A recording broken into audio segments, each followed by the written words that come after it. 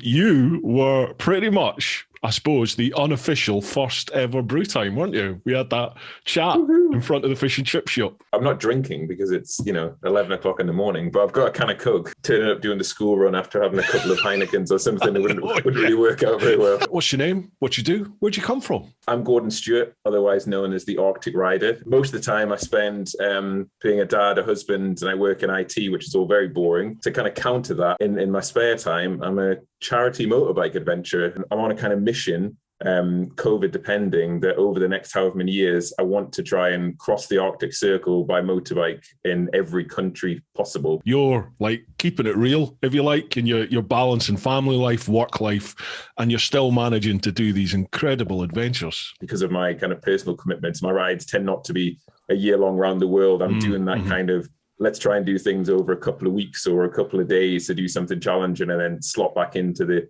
usual routine of kind of making sandwiches and, doing the school run. I had to get to Iceland, but then if you want to cross the Arctic Circle in Iceland, you've got to get right to the top and then get another 3-hour boat to this little island.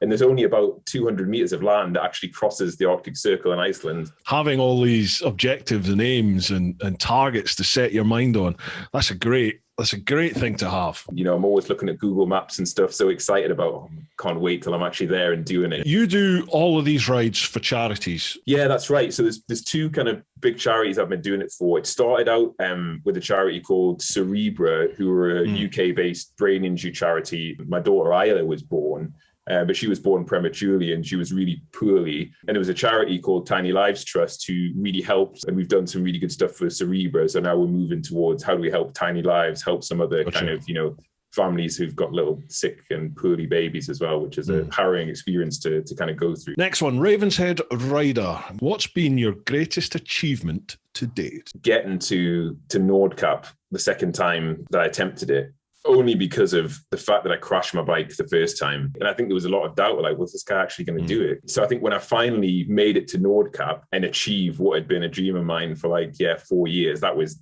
such, I think that's my kind of biggest moment. But I had no appreciation for how far it is to Nordkapp. That last 80 miles felt like it took me a month. And then you get there and there's that little kiosk to get to the car park. Yeah. And she wants like $9,000 to park for 3 minutes. This guy invites me into his house. His wife's there, his daughter, they've got like a newborn baby. And I was like, I feel like I'm not, no. Sat down, full meal, whiskey in one hand, beer in the other. Like, it couldn't have been more hospitable. The biking community there is as strong as I've seen anywhere in the world. They just don't care what you ride. They were still making fun of the guy who had the gold wing, which I think was just the best thing ever.